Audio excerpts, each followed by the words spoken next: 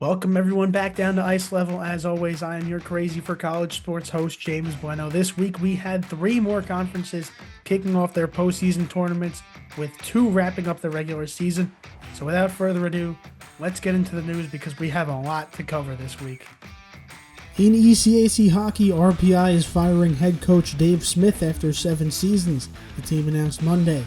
Smith's total record with the Engineers is 87, 152, and 19, and went 12, 21, and 2 this season, finishing 10th of 12 teams in ECAC hockey. The firing comes after the Engineers' 5-2 loss at Harvard in the first round of the ECAC hockey playoffs, the program's second first-round exit in 4 years. And the Engineers now begin a search for a new head coach. In Atlantic Hockey America, Mercyhurst head coach Rick Gotkin announced he is retiring at the end of the 2025-26 season on Monday. Gotkin has led the Lakers for nearly 40 seasons, over 600 wins, and through all divisions of NCAA hockey. Gotkin has won 3 conference tournaments, 6 regular season championships, and made 6 NCAA tournament appearances. He's currently the longest tenured active head coach in NCAA hockey and retires at the end of his 38-year stint with Mercyhurst. In the Big Ten, Aiden Fink set a new single-season points record at Penn State on Friday night. The Predators draftee and Hobie Baker candidate sophomore has tallied 51 points in 36 games so far. Fink broke former captain Alex Limoges' record of 50 points in Friday's win at Michigan.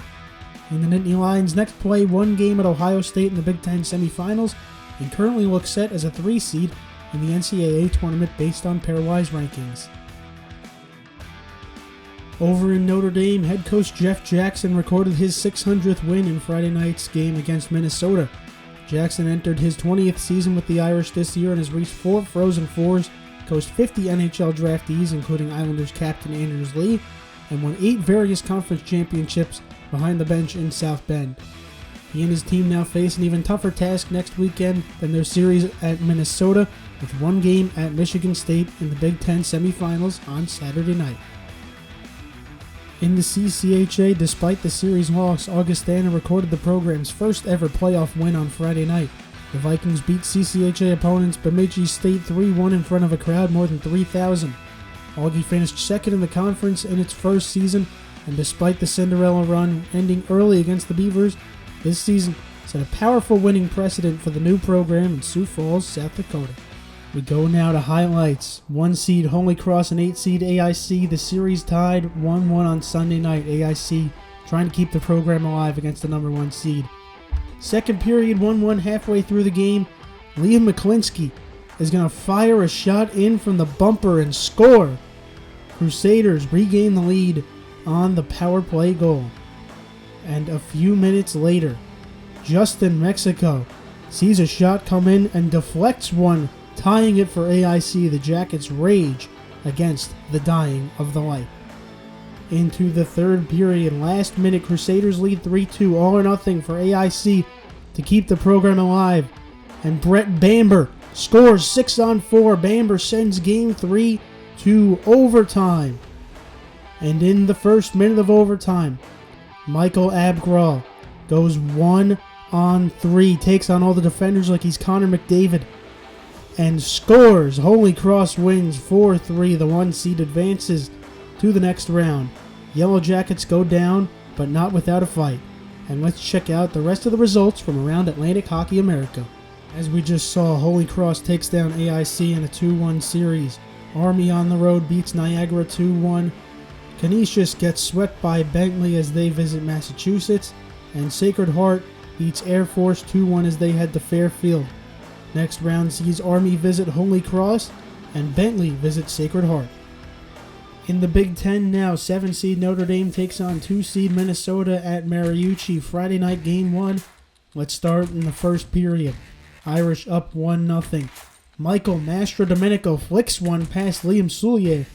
Notre Dame doubles its lead to 2-0. Last minute in the first though, Matthew Wood tips it out front, and the Gophers are on the board. It's 2-1 Notre Dame heading into the second. And in the second period, 1 minute in, Brennan Ali backhands it past Soulier. Irish get their 2-goal lead back. It's 3-1.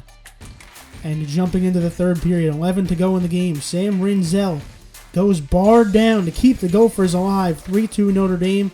But that score would hold, and Notre Dame wins Game 1 3-2 on Friday night. Minnesota would need to win 2 in a row to move on. And let's check out the rest of the results from around the Big Ten tournament. In the first round of the Big Ten tournament, Penn State traveled up to Michigan and swept them 2-0. Ohio State beat Wisconsin in a 2-1 series, and Notre Dame ended up winning their series against Minnesota 2-1 on Sunday night. Penn State now travels to Columbus to take on Ohio State, while Notre Dame heads to East Lansing to take on one-seeded Michigan State. In the CCHA, it's 2-seeded Augustana and 7-seeded Bemidji State tied at 1-1 in Game 3 to decide who moves on in the Mason Cup.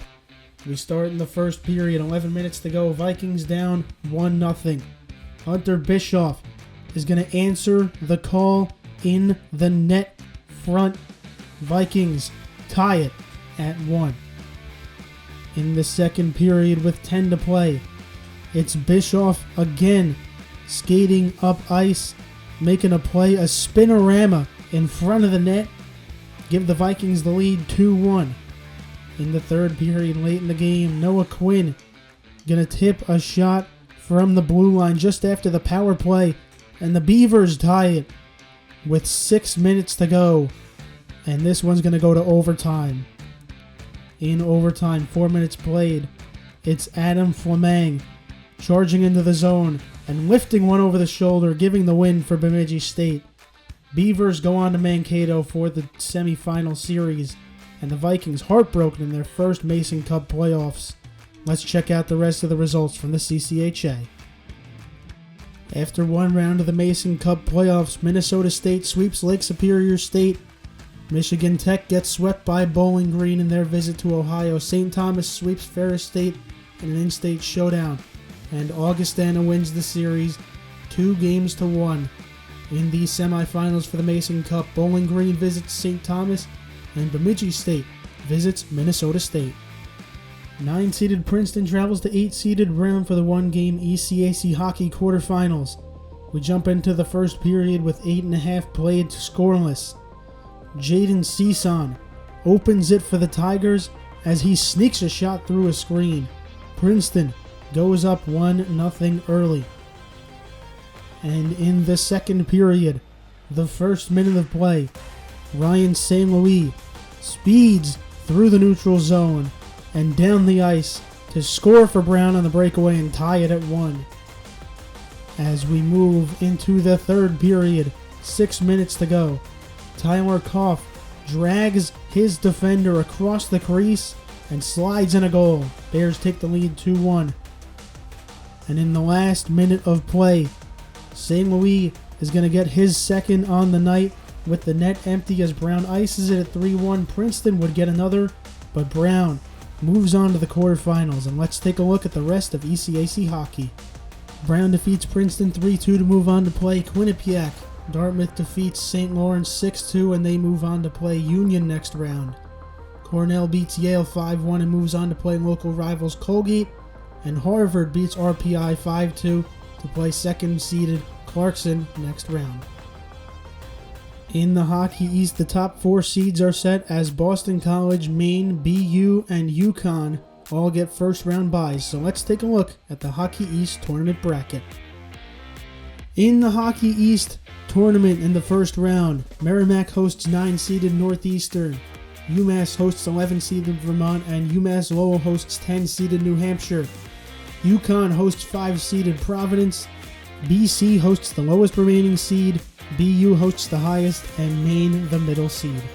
In the NCHC, the top seeds are set as Western Michigan, Arizona State, Denver, and Omaha top the conference, so let's check out the tournament field. In the 2025 Frozen Face-Off field, number 1 Western Michigan hosts number 8 St. Cloud State. Number 4 Omaha sees number 5 North Dakota come to town. 3-seeded Denver reignites its rivalry with 6-seeded Colorado College, and 2-seeded Arizona State hosts 7-seeded Minnesota Duluth. The Ice Level Podcast is sponsored by Best Damn Tape. Best Damn Tape's mission is to supply the most affordable and elite-level sports tape to athletes worldwide. You can go to bestdamntape.com and use code DANKSHOW40, that's DANKSHOW40, to get 40% off your order. Go to bestdamntape.com and order your clear tape, your black and white tape, scented stick wax, and more. Now let's check out the current NCAA tournament field according to Pairwise rankings.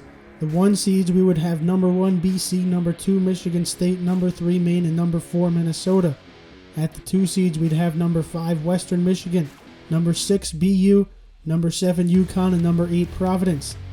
At the 3 seeds we'd have number 9 Denver, number 10 Ohio State, number 11 UMass, and number 12 Penn State.